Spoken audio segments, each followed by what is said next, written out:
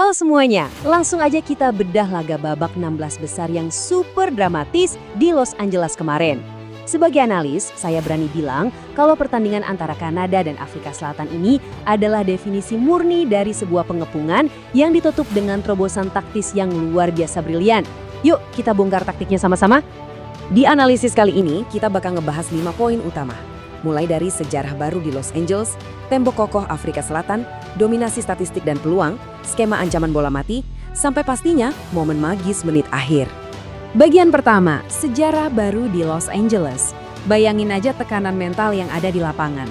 Buat kedua negara, ini adalah pertandingan fase gugur Piala Dunia pertama dalam sejarah mereka. Jadi tegangnya tuh bener-bener kerasa banget, sama besarnya kayak pertarungan taktik yang lagi berjalan. Nah, kita semua tahu kan, kalau di babak gugur ini sistemnya murni eliminasi. Kalah, ya langsung angkat koper. Nggak ada tuh yang namanya kesempatan kedua. Fakta ini yang bikin Afrika Selatan main ekstra hati-hati dan super disiplin. Sementara Kanada sebagai tuan rumah bersama langsung ngegas neken abis-abisan dari detik pertama peluit dibunyikan. Kalau kita lihat garis waktu pertandingannya, tensi emang terus naik nih. Di menit ke-22, Kanada sempat ngancam lewat sundulannya Derek Cornelius, tapi sayang masih terlalu pelan. Terus, pas ketegangan makin memuncak, pelatih Jesse Marsch baru masukin Alphonso Davies di menit ke-75 buat nambah daya gedor. Tapi ya drama puncaknya baru benar-benar meledak di waktu tambahan lewat gol sang kapten, Steven Eustachio. Masuk ke bagian 2, tembok kokoh Afrika Selatan. Sebelum kita ngomongin gol kemenangan Kanada, kita wajib banget ngasih apresiasi buat lawannya.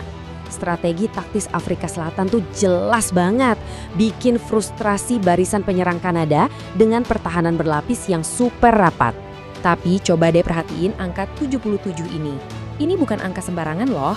Ini adalah total operan sukses dari kiper Afrika Selatan, Ron Wayne Williams. Bayangin, di tengah gempuran habis-habisan, mereka malah ngejadiin kiper sebagai pengatur ritme buat nahan sedikit penguasaan bola dan ngeredam agresivitas Kanada. Cerdik banget kan? Buat ngasih gambaran seberapa gilanya performa Williams, coba kita bandingin sama rekor sejarah ini. Williams dengan 77 operan sukses tadi ternyata mecahin rekor distribusi bola kiper di Piala Dunia semenjak pencatatan dimulai tahun 1966.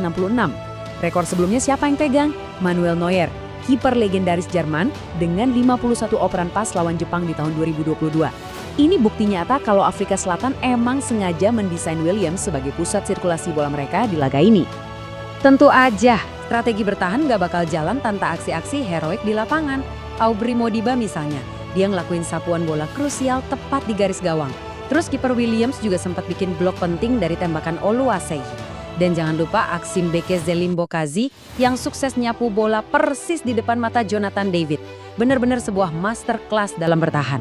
Lanjut ke bagian 3, dominasi statistik dan peluang.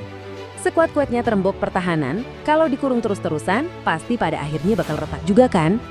Dari statistik ini ketimpangannya kelihatan banget. Kanada ngelepasin 12 tembakan dan 7 diantaranya tepat sasaran. Di sisi lain, Afrika Selatan cuma punya 6 tembakan dan tebak, cuma 1 yang benar-benar ngarah ke gawang. Jadi Kanada nggak cuma megang kendali permainan, tapi mereka mendominasi penuh soal urusan bikin peluang.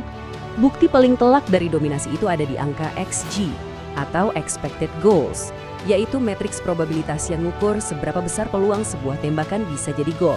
Kanada menang telak di sini, 1,32 berbanding 0,13. Perbedaan angka sejauh ini tuh nunjukin kalau serangan Kanada emang benar-benar mengancam. Mereka udah terus-terusan ada di posisi cetak gol, cuma tinggal nunggu eksekusi akhir aja.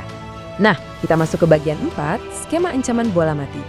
Waktu permainan terbuka dibikin mentok sama pertahanan rapat lawan, senjata rahasia Kanada langsung keluar. Dan ini diorkestrasi dengan sempurna sama sang kapten. Lihat angka 5 ini. Ini tuh bukti konkret dari berbahayanya skema mereka. 5.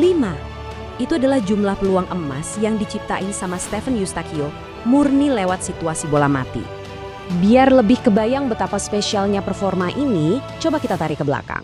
Nyiptain 5 peluang dari bola mati di fase gugur Piala Dunia itu langka banget loh. Sejak 1966, satu-satunya pemain yang terekam bisa ngelakuin hal kayak gini tuh cuma maestro Italia Andrea Pirlo waktu main di semifinal 2006 ngelawan Jerman. Gila nggak tuh? Eustachio benar-benar ngasih standar kelas dunia di laga ini. Kutipan analisis ini merangkum semuanya dengan pas. bola mati terus jadi rute terbaik buat Kanada untuk mencetak gol, memicu kemelut luar biasa di area penalti.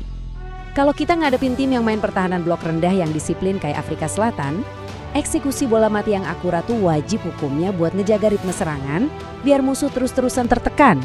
Dan akhirnya kita sampai di bagian kelima, momen magis menit akhir. Semua pengepungan dan rasa frustasi Kanada sepanjang laga akhirnya pecah pas injury time, persis di saat semua orang udah mikir bakal ada perpanjangan waktu. Coba kita breakdown proses gol kemenangan ini setahap demi setahap. Pertama, semuanya berawal dari sapuan bola yang setengah matang dari bek Afrika Selatan, Ime Ocon. Kedua, Eustakio yang emang udah nunggu di posisi enak, langsung ngontrol bola pakai dadanya di luar kotak penalti. Ketiga, tanpa ampun, dia ngelepasin tembakan volley menyusur tanah yang melesat mulus ke sudut kiri bawah. Kiper Williams yang dari tadi main kesetanan aja nggak berkutik.